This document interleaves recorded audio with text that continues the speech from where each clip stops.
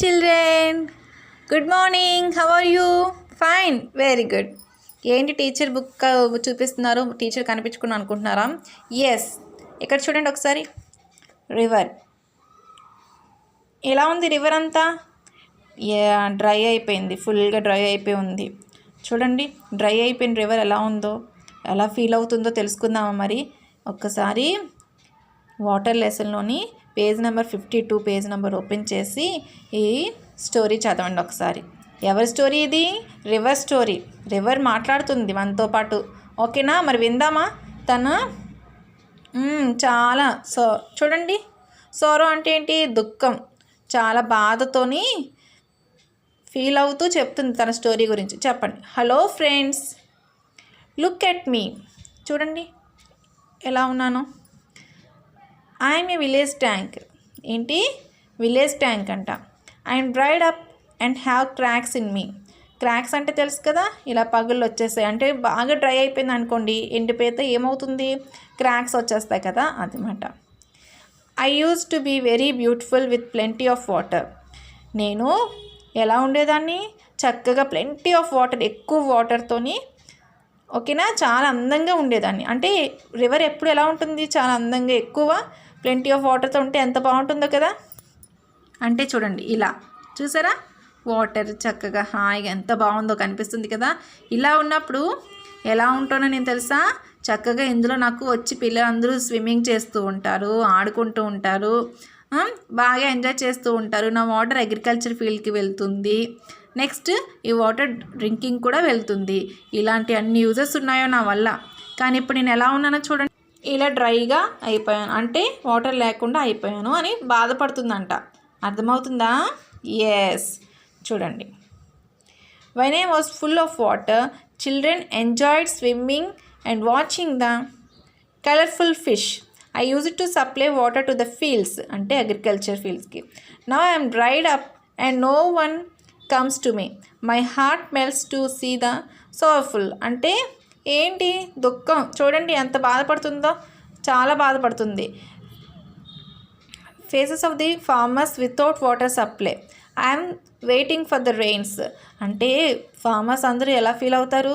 చాలా బాధగా ఉంటుంది కదా వాటర్ లేకపోతే. ఇప్పుడు అవునా, వాళ్ళకి అగ్రికల్చర్ ఫీల్డ్ ఏమవుతుంది? వాళ్ళ ప్లాంట్స్ కూడా చచ్చిపోతాయి కదా వాటర్ లేకపోతే. రివర్ కూడా బాధపడుతుంది నా వల్ల.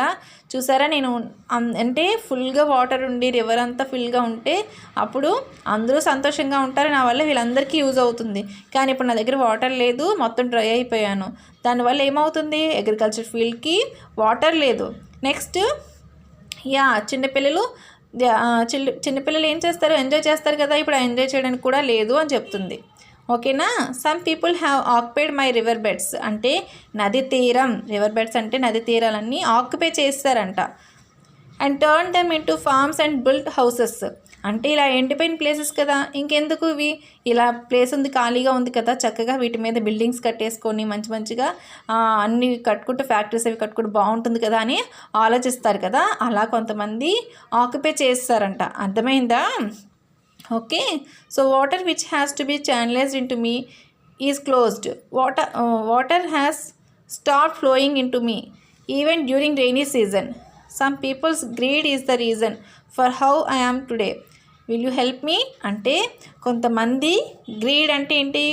సమ్ పీపుల్స్ గ్రీడ్ అంటే ఏంటి? ఎస్, దురాశ. అంటే దురాశగా ఆశపడ్డమంట, అతి ఆశ అన్నమాట.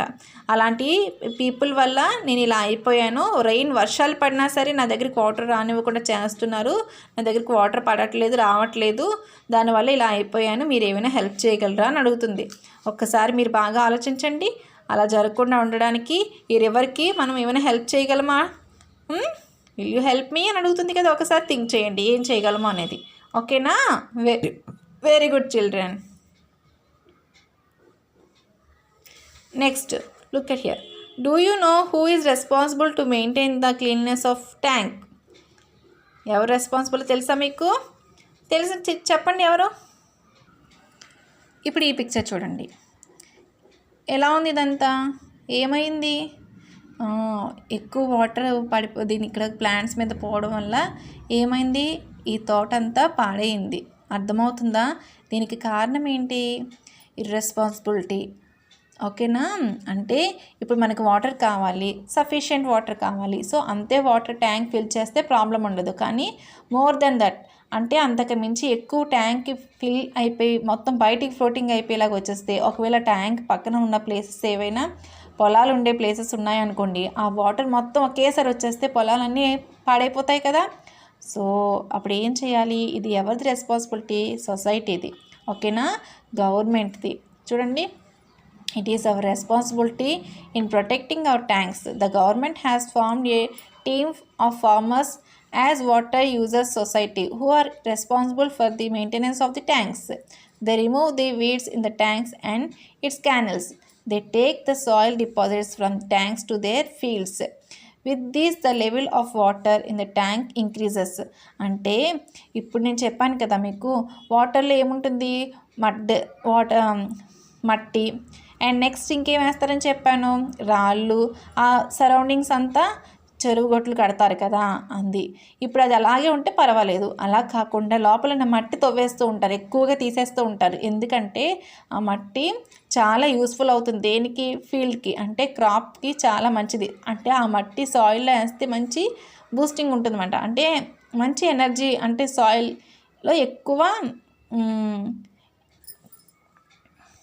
న్యూట్రియంట్స్ ఉంటాయన్నమాట ఆ సాయిల్లోని. అందుకని అది తవ్వేసి ఫీల్డ్స్కి ఎక్కువగా, క్రాప్స్కి, ఫీల్డ్స్కి ఎక్కువ యూజ్ చేస్తూ ఉంటారు ఆ శాండ్. అది తీసేయడం వల్ల ఇలాంటి ప్రాబ్లమ్స్ కూడా వస్తూ ఉంటాయి. అర్థమైందా? ఓకేనా, వెరీ గుడ్. మీరు ఒకసారి టాపిక్ చదవండి, ట్యాంక్ మేనేజ్మెంట్ టాపిక్. ఓకేనా, వెరీ గుడ్.